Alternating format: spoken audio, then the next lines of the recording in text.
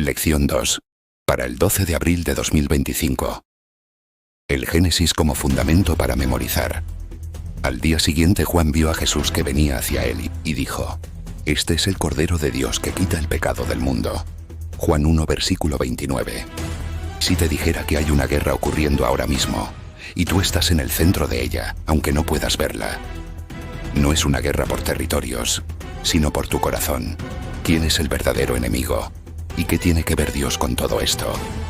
Hoy vas a descubrir una historia fiel antigua, que explica tu presente y define tu futuro. Esta no es solo otra lección bíblica, es la clave para entender el dolor, la redención y el amor más grande del universo.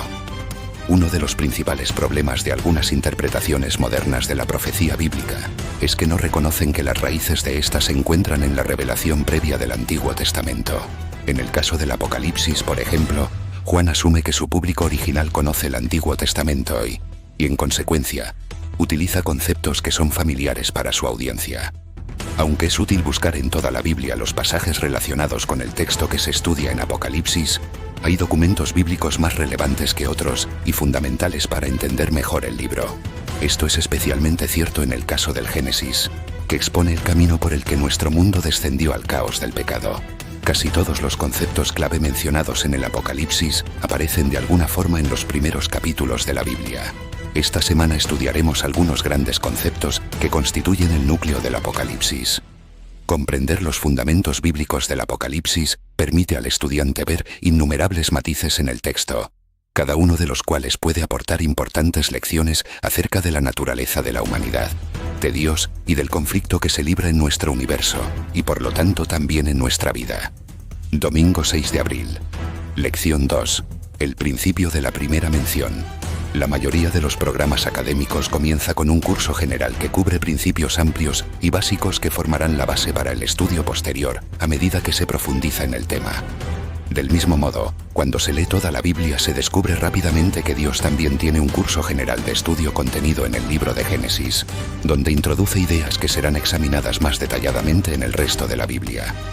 En términos generales, la primera vez que se menciona un concepto o símbolo en la Biblia, sobre todo si esto ocurre en los primeros capítulos de Génesis, se establece allí una comprensión general de ese concepto para ayudarnos a entender cómo se utiliza más adelante.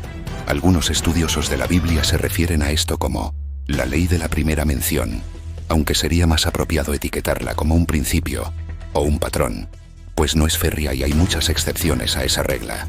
El patrón que parece emerger del estudio general de la Biblia y de la profecía bíblica es que Dios instruye gradual y progresivamente a sus hijos, entregándoles información a lo largo del tiempo, y a partir de un concepto básico que es ampliado numerosas veces a lo largo de los años o incluso de los siglos.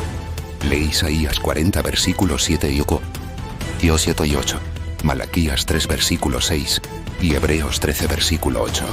¿Qué principio puedes deducir de estos textos para anclar en él tu estudio de las profecías?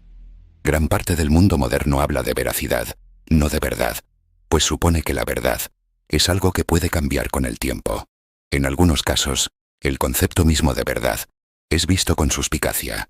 Sin embargo, cuando Dios establece la verdad no cambia de opinión.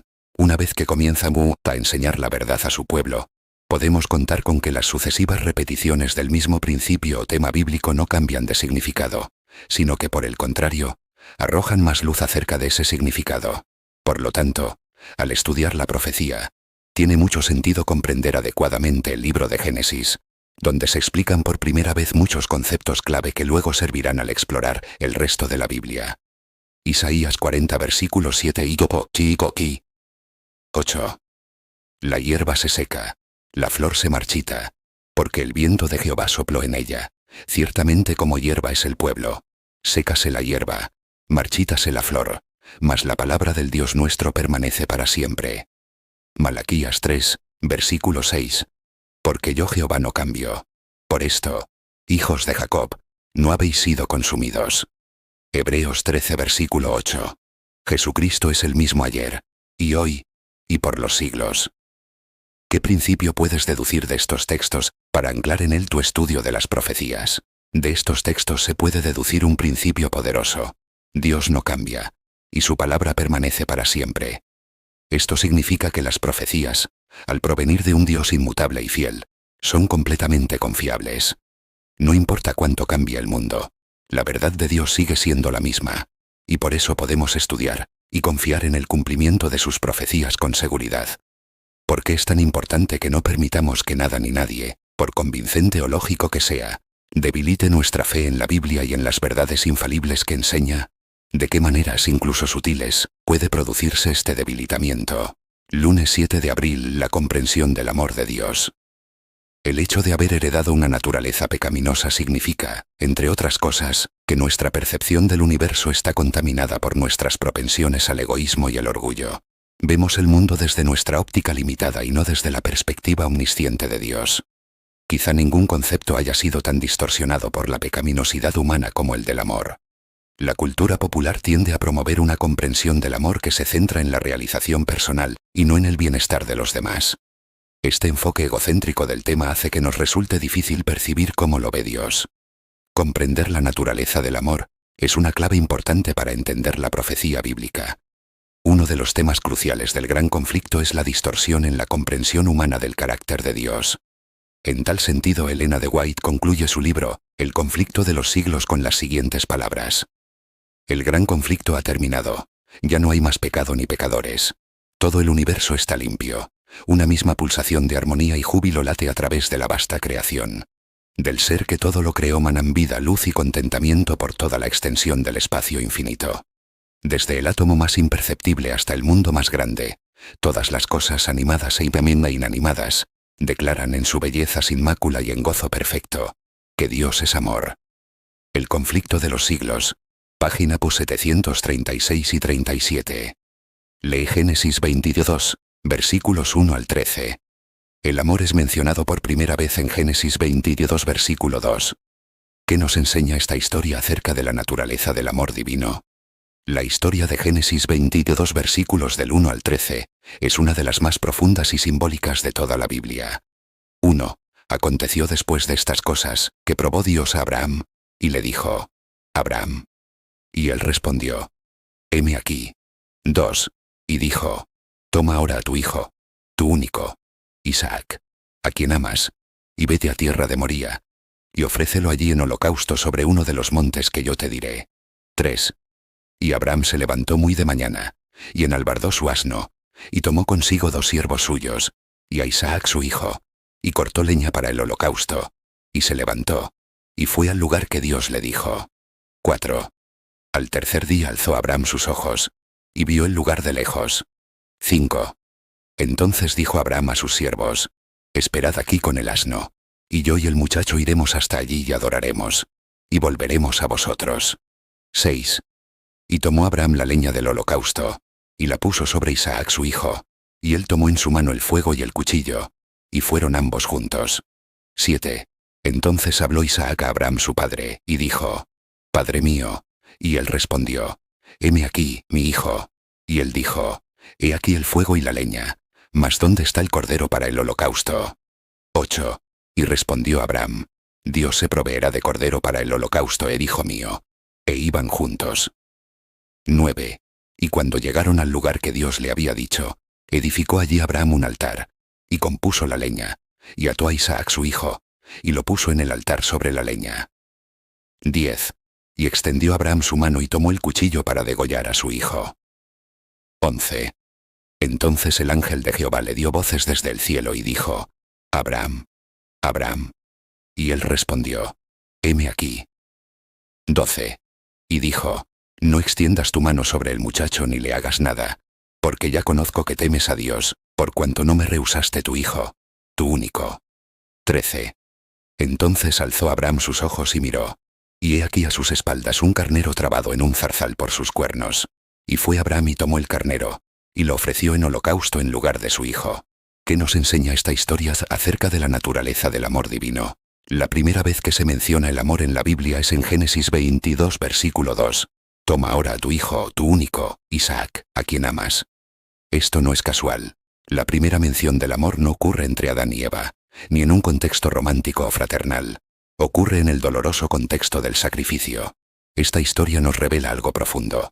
El amor verdadero implica entrega, obediencia, sacrificio, confianza y fe.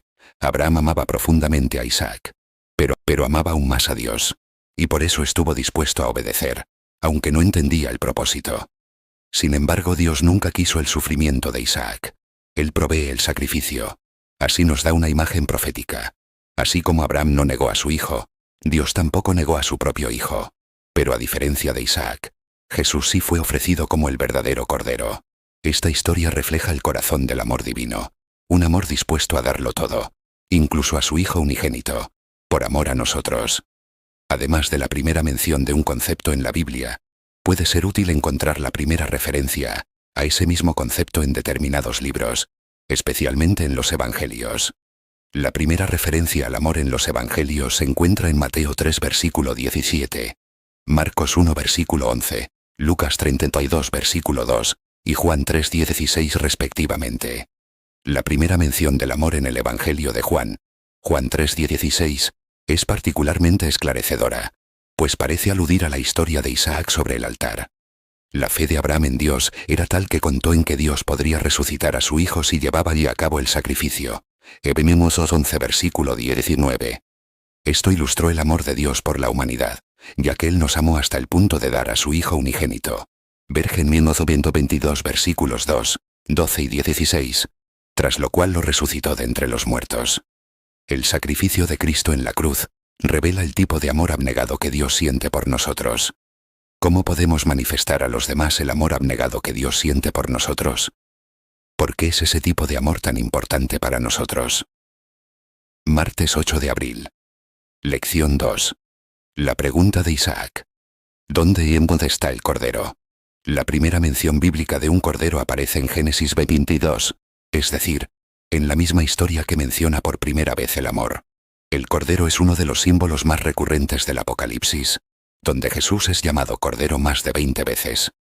En una de las escenas más impactantes del libro, la visita de Juan a la sala del trono de Dios en los capítulos 4 y 5. El cordero desempeña el papel central. Miércoles 9 de abril, la muerte. Quizás el aspecto más cruel de vivir en un mundo separado de su Creador sea la forma en que la muerte acecha en el trasfondo de cada vida, lista para atacar en cualquier momento. Es la paga que da el pecado, la consecuencia de habernos desconectado de nuestro Creador, la única fuente de vida del universo. Como tal, el pecado desempeña un papel fundamental en la profecía bíblica, tanto por su realidad como, lo que es aún más importante, por su solución, que solo se encuentra en Jesús, en su muerte y su resurrección. Tanto la primera mención de la muerte en la Biblia como su primera aparición arrojan mucha luz sobre este tema fundamental de la profecía, ya que nos ayudan a comprender la gravedad del problema del pecado y aportan importantes herramientas para entender la solución divina para el problema.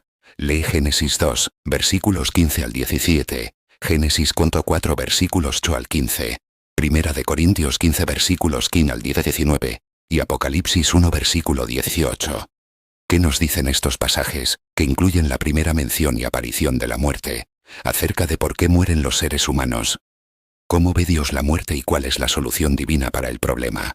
Estos pasajes nos muestran que la muerte entró al mundo como consecuencia del pecado. En Génesis 2 versículos 15-17, Dios advierte a Adán que desobedecer resultaría en muerte.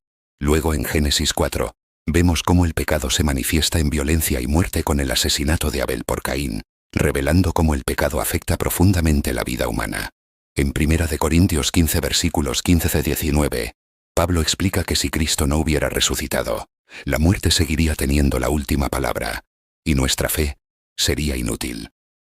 Pero en Apocalipsis 1 versículo 18, Jesús declara que Él tiene las llaves de la muerte y del Hades, mostrando que Dios no ve la muerte como el final, sino como un enemigo que será vencido. En resumen, los seres humanos mueren por causa del pecado, pero Dios ofrece una solución definitiva en Jesucristo, quien venció la muerte y ofrece vida eterna a quienes creen en Él. A menudo decimos que la muerte es parte de la vida. Eso no es así. La muerte es lo contrario de la vida, la pérdida de esta, un intruso que nunca debió formar parte de nuestra experiencia aquí. Aunque nos hayamos acostumbrado a la muerte, nuestros corazones siguen protestando enérgicamente cuando nos encontramos con ella, como si la humanidad toda aún se diera cuenta de que hay algo fundamentalmente erróneo en ella. Por muy dolorosa que la muerte resulte en general, hay casos en los que parece más trágica aún, como cuando muere un niño. En general esperamos que los padres preceden a sus hijos en la muerte, y hemos llegado a aceptar esto como el orden normal de las cosas. Sin embargo, la primera muerte registrada en las Escrituras va en contra de esa norma aceptada.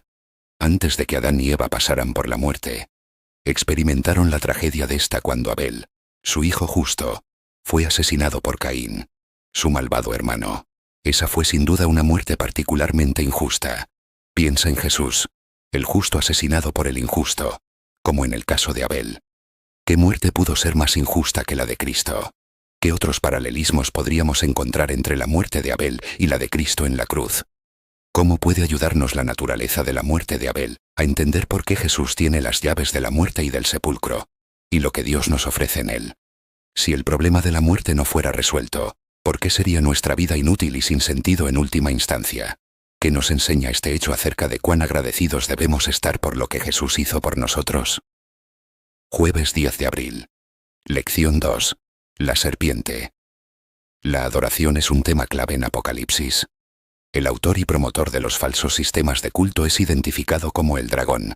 Apocalipsis 13 versículos 2 al 4. Y la descripción de este querubín caído como una serpiente no es casual, sino que nos remite claramente al jardín del Edén, donde una serpiente persuadió a Adán y a Eva para que lo siguieran en su rebelión contra el Creador. Compara Génesis 3:1 al 5, con Apocalipsis 12 1 al 9. ¿Cuáles son algunos de los temas comunes que ambos relatos?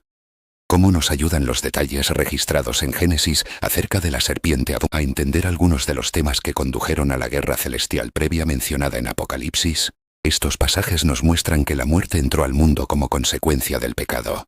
En Génesis 2 versículos 15-17, Dios advierte a Adán que desobedecer resultaría en muerte. Luego en Génesis 4:2, vemos cómo el pecado se manifiesta en violencia y muerte con el asesinato de Abel por Caín, revelando cómo el pecado afecta profundamente la vida humana. En 1 Corintios 15 versículos 15-19, Pablo explica que si Cristo no hubiera resucitado, la muerte seguiría teniendo la última palabra, y nuestra fe sería inútil. Pero en Apocalipsis 1:18, Jesús declara que Él tiene las llaves de la muerte y del Hades, mostrando que Dios no ve la muerte como el final, sino como un enemigo que será vencido. En resumen, los seres humanos mueren por causa del pecado, pero Dios ofrece una solución definitiva en Jesucristo, quien venció la muerte y ofrece vida eterna a quienes creen en Él. Hay dos relatos bíblicos en los que Satanás hace descarriar al mundo entero. Uno de ellos se encuentra en Génesis y tuvo lugar cuando solo existían dos personas.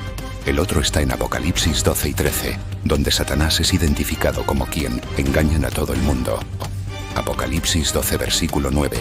Otorga poder a la bestia del mar y lleva a toda la tierra a maravillarse de ella y seguirla. Apocalipsis 13 versículo 3. Uno de los temas de la profecía bíblica es la naturaleza inmutable del gran conflicto. El carácter y la palabra de Dios no cambian, como tampoco lo hacen las ambiciones del diablo. Afortunadamente, puesto que la naturaleza del gran conflicto no cambia, y debido a que tenemos puntos de referencia claros en las profecías, los cristianos podemos evaluar las tendencias y reconocer dónde se encuentran las trampas espirituales. Dios siempre será quien es, al igual que el diablo. Satanás puede usar 1000 disfraces, pero milenios de historia humana caída y el escenario profético pintado en el Apocalipsis demuestran que nunca se desvía de la estrategia que utilizó en el Edén. Dios nos ha prometido sabiduría y discernimiento. Santiago 1 versículo 5. Contamos además con la infalible guía de las Escrituras. En vista de todo ello, no necesitamos ser víctimas de los engaños del diablo, aunque desgraciadamente muchos lo han sido y la mayoría lo será. Piensa en cómo cambian la cultura y las normas sociales con el tiempo. Lo que antes era aceptable se convierte en inaceptable, y viceversa.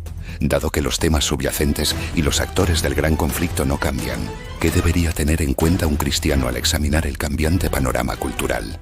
Por ejemplo, ¿dónde se pueden encontrar en la cultura actual las mentiras originales del diablo? No morirán, y serán como Dios. Viernes 11 de abril. Para estudiar y meditar, leed el capítulo titulado El Apocalipsis en las páginas 477 a 488 del libro Los Hechos de los Apóstoles, de Elena de White. Muchas religiones mundiales tienen que ver simplemente con ideas y mitos inverificables, pero la religión cristiana está firmemente anclada en hechos históricos. La Biblia es el registro de la interacción de Dios con la humanidad a lo largo de la historia. En consecuencia, el estudio de las interacciones milenarias allí registradas resulta muy instructivo acerca del carácter coherente de Dios. A veces, sin embargo, los cristianos se quejan de que están cansados de oír siempre lo mismo. Por ejemplo, quizá tendemos a pensar que ya hemos oído nuestro mensaje profético distintivo y que no tenemos nada nuevo que aprender acerca de él. El hecho de que nuestro mensaje sea invariable y coherente no significa que sea simplista o poco desafiante.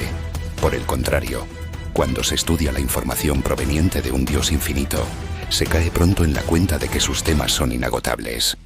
Según Elena de White, uno de los propósitos con que fue escrito el Apocalipsis fue armar a la Iglesia cristiana en su mensaje histórico relevante para todos los tiempos.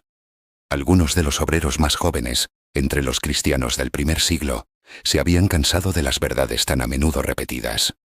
En su deseo de algo novedoso y sorprendente, intentaron introducir nuevas fases de doctrina. Los Hechos de los Apóstoles, página 478. En ese sentido, Apocalipsis no es solo un libro acerca del futuro, sino también acerca del pasado, ya que está destinado a mantenernos firmes en nuestra fe histórica para que no cedamos al deseo de buscar la originalidad. Preguntas para dialogar. 1. Las Escrituras nunca dejan de aportar nueva información y nuevos conocimientos. ¿Cómo podemos mantener el equilibrio entre el deseo de crecer constantemente en nuestra comprensión de la revelación y la importancia de permanecer anclados en las verdades que ya nos han sido reveladas? 2. ¿Cómo debe responder la Iglesia a las nuevas interpretaciones de la profecía? Aunque sabemos que siempre hay más que aprender, ¿cómo podemos discernir si la nueva luz es esencial, solo una moda pasajera o incluso un error? 3. Durante la Segunda Guerra Mundial, un marinero que agonizaba en el Pacífico dijo al médico que lo atendía: «Soy huérfano, ¿quién se acordará de mí cuando muera?». El médico respondió: «Yo siempre me acordaré de ti». Por bien intencionadas que fueran las palabras de aquel médico, él también habría de morir tarde o temprano, al igual que el recuerdo del marinero huérfano. ¿Cómo nos ayuda este relato a percibir la futilidad e insignificancia de la vida humana si la muerte tiene la última palabra? Si este mensaje tocó tu corazón o te hizo ver las cosas desde otra perspectiva, te invito a darle like, porque eso nos ayuda a que más personas descubran estas verdades. Suscríbete si quieres seguir profundizando en temas que transforman la vida, y activa la campanita para que no te pierdas lo que viene. Comparte este video con alguien que necesite esperanza.